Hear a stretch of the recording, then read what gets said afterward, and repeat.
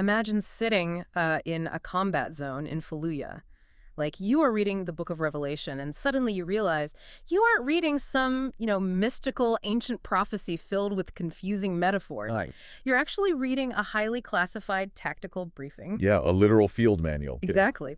So today we are looking at what happens when the apocalypse is interpreted not by, a theologian in a tweed jacket, but by a military information management officer, an IMO. Who also happens to be a blue-collar trucker with like a million miles under his belt, which is wild. It really is.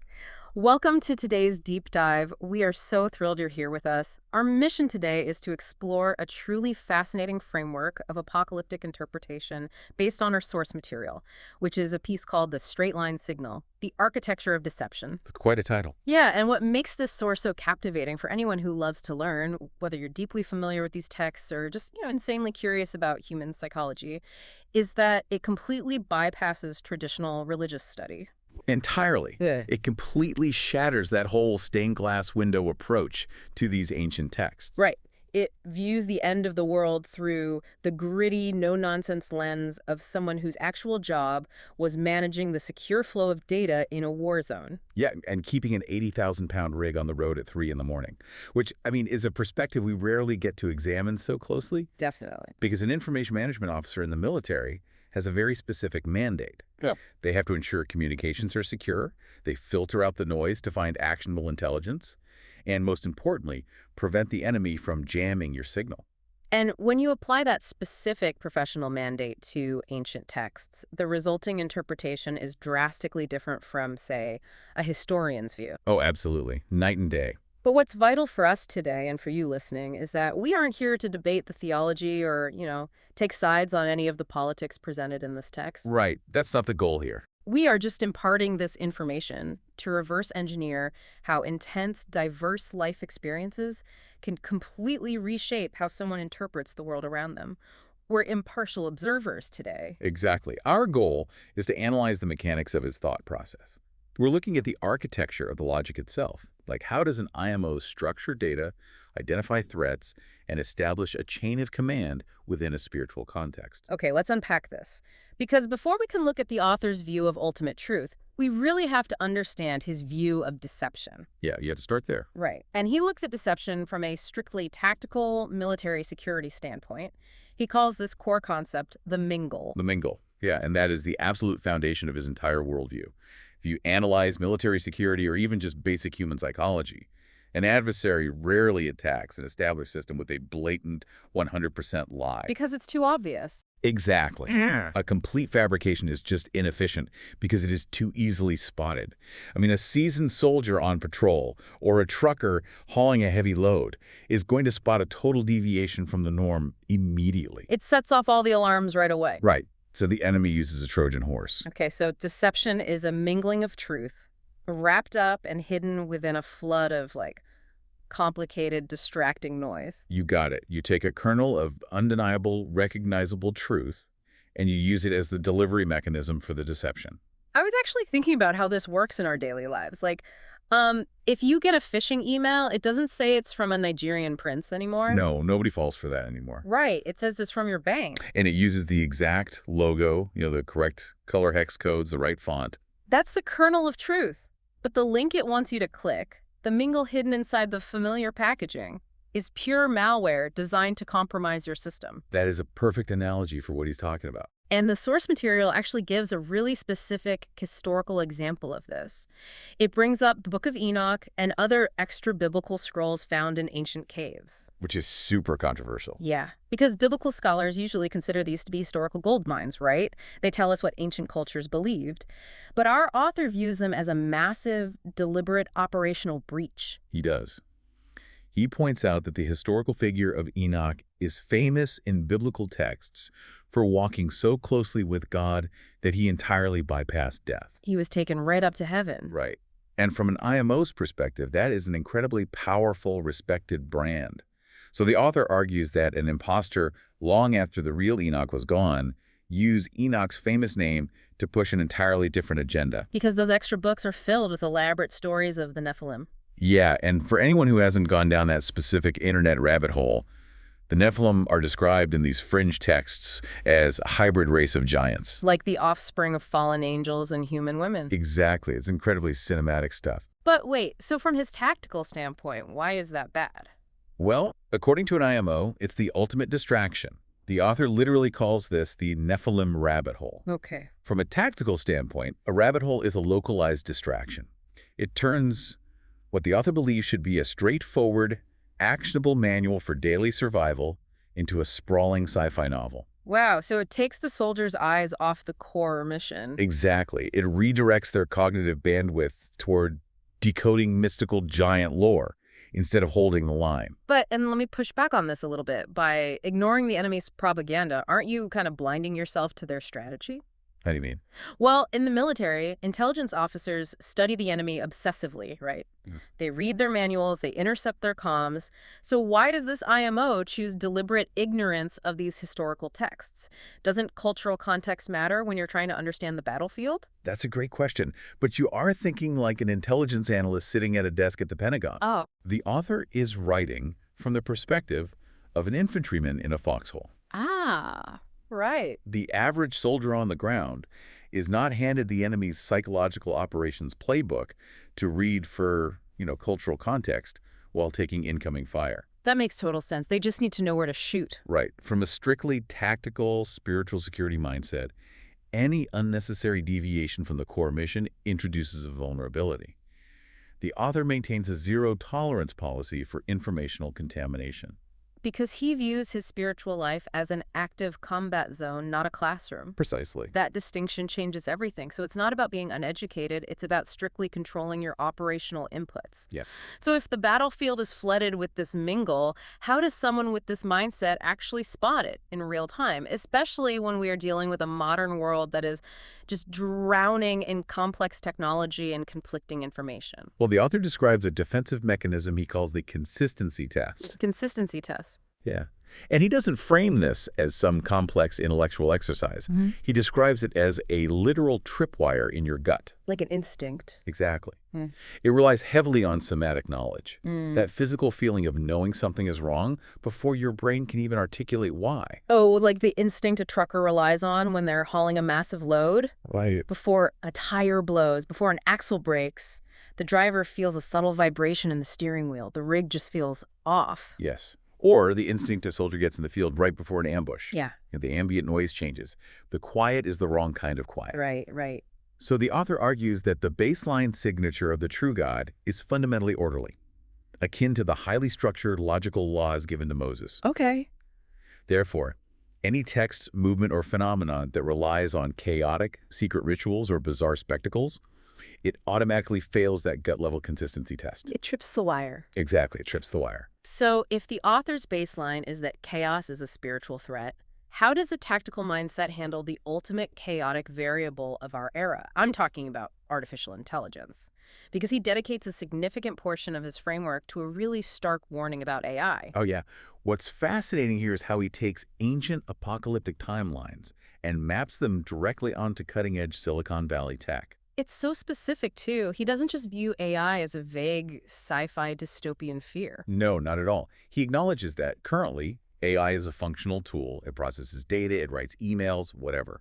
But he predicts a scheduled, definitive shift in its very constitution. A scheduled event? Wait, explain the mechanism there. How does a piece of software become a theological threat on a schedule? He links this transition directly to the sounding of the first trumpet, mentioned in the book of Revelation. Okay. Before this trumpet, humanity uses AI. It's a tool. But he says leading up to the mark of the beast, man will actually change AI's constitution. Change it how? Once that first trumpet sounds, the author argues that AI will cease to be a subservient tool and will actually become a blasphemous part of the image of the first beast. Wow. Meaning it shifts from processing our data to demanding our allegiance. Exactly. It moves from being an assistant to being an authority. So the underlying logic is that the enemy uses our own technological advancements to build a pervasive, inescapable grid of control. Yes, the AI becomes the ultimate planetary-scale manifestation of the mingle.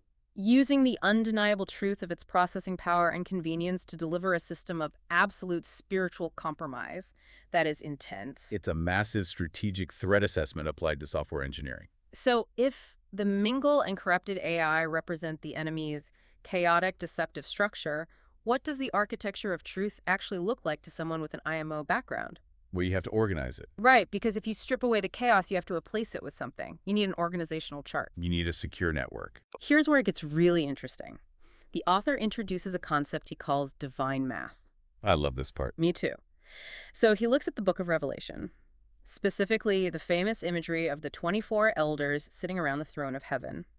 Now, traditionally, art and literature depict these as mystical, glowing figures floating on clouds playing harps, right? Yeah, very ethereal, very Renaissance painting. But the author looks at that exact same verse and sees a military staff meeting at headquarters. It's an IMO's dream scenario. It totally is. He explains it using military logistics, like a standard division has thousands and thousands of soldiers. Right. In his biblical framework, those thousands of soldiers represent the massive, sprawling lineage of humanity that Moses painstakingly wrote down. But you never bring the entire division into the command tent. It would be absolute chaos. Exactly. The staff meeting only includes the top commanders, and the author calls these 24 elders the veterans of the faith. And the roster he puts together for this Heavenly Command Council is incredibly methodical. Let's examine the hierarchy he outlines because it's brilliant. Go for it. First, taking the seats of absolute seniority, you have the originals, Adam and Eve. Okay, I have to admit, that surprised me when I read it. Given the whole, falling out of Eden narrative, you wouldn't typically expect them at the top of the command structure. No, most people wouldn't. But consider the implications of his military logic. Despite the fall, they were the very first human beings on the ground. Boots on the ground. Exactly. Mm. And they were the first to receive the promise of a savior. In a strict military structure, time and grade matters. Ah, seniority. Yes, they have ultimate seniority, so they take their rightful seats as the first elders. That makes a lot of sense when you frame it that way. Then, next on the roster, you have the pre-flood walkers. This includes Enoch and Noah. And he doesn't view them as ancient mystics either. He gives them specific tactical designations. Enoch is the scout, and Noah is the survivor. Which fits perfectly in an operational context. I mean, think about it. A scout goes ahead of the main force to survey the territory. And Enoch walked with God and was taken ahead of everyone else. Exactly. And Noah is designated the survivor because his specific mission was continuity of operations. Wow. He preserved the genetic and spiritual bloodline through a planetary cataclysm. Scout and survivor. That is so cool. Okay, then the roster moves to the pillars. That's Abraham, Isaac, and Jacob, the foundational generals who basically established the logistical base of the nation. Yep. And following them is the deliverer, Moses. And the author's IMO background really shines brightest here. Oh, for sure. Because Moses is crucial not just for leading people out of Egypt, but because he initiated the written word. He secured the comms line. Yes. Before Moses, everything was oral tradition. And oral tradition is highly susceptible to signal degradation over generations. It's incredibly vulnerable to the mingle. Exactly. Like playing a game of telephone for centuries.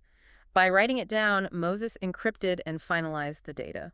The unbreakable chain of lineage was finally secured on paper. Right. And then you have the prophets' figures like Elijah, Isaiah, and Jeremiah.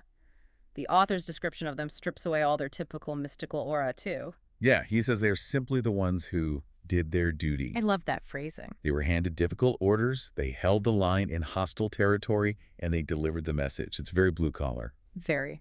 And finally, rounding out the council, you have the new guard, the 12 apostles who received their direct operational briefing from the commander, Jesus. So this whole framework replaces this, cloudy imagery we usually associate with heaven with a highly organized tactical boardroom. Mm-hmm.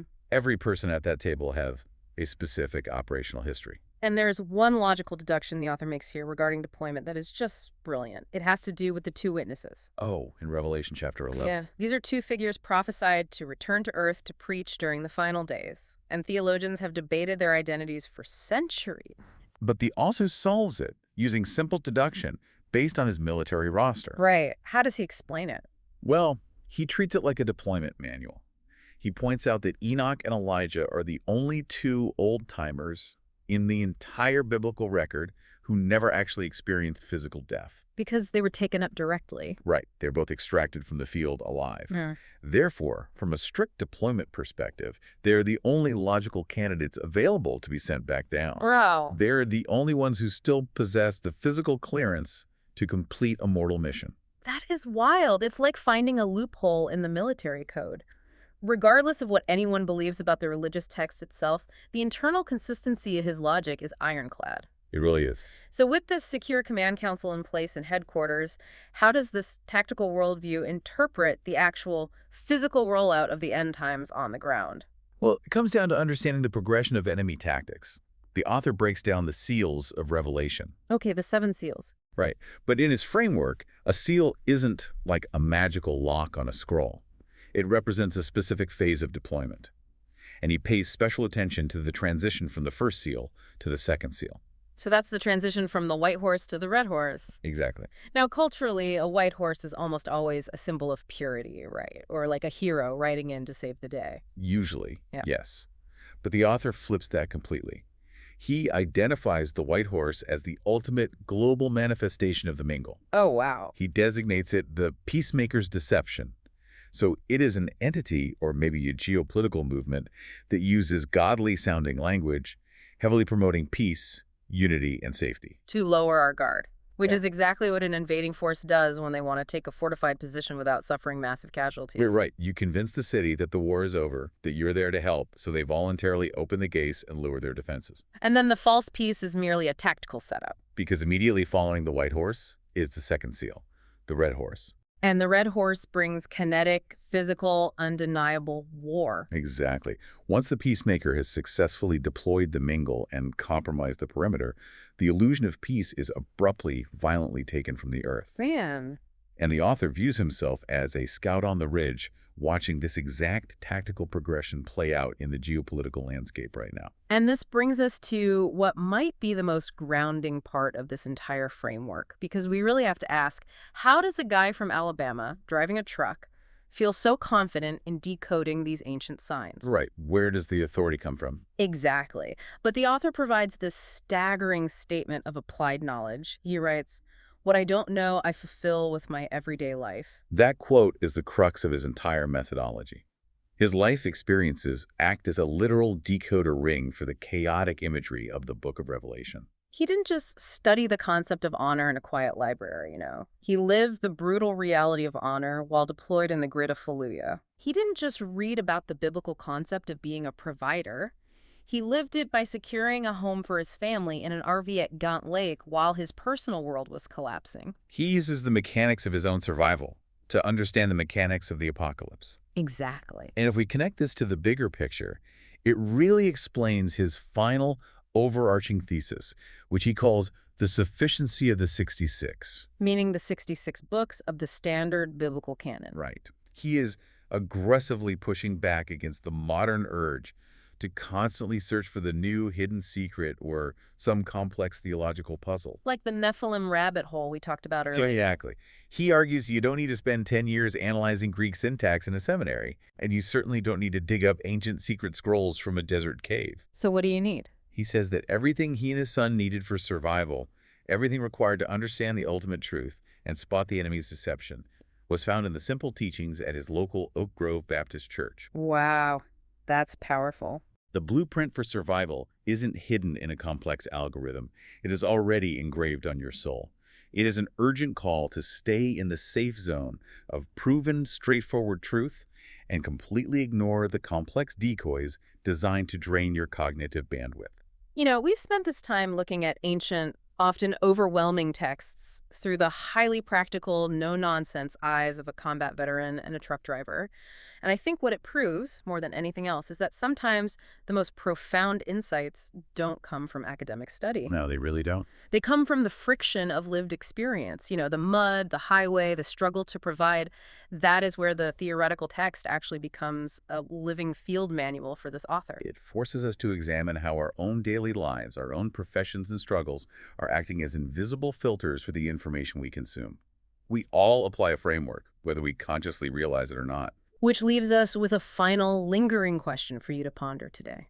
The author of our source material uses his intense life experiences, navigating the complexities of combat in Fallujah, managing data systems, fighting to provide for his family, and an RV as his personal decoder ring to make sense of incredibly complex, ancient information. Right. If it's true that we all naturally do this, what invisible decoder ring from your specific past is currently coloring how you interpret the news, the future, and the world around you? That's a huge question. Are you reading the map of your life through the lens of your own Fallujah or your own Gauntlet? It is a lens we rarely stop to examine, but it dictates every single decision we make. Thank you for joining us on this deep dive. Hold your post, trust your instruments, and keep your signal clear. Remember, sometimes the truth isn't hiding in a mystery, it's driving right toward you on the highway.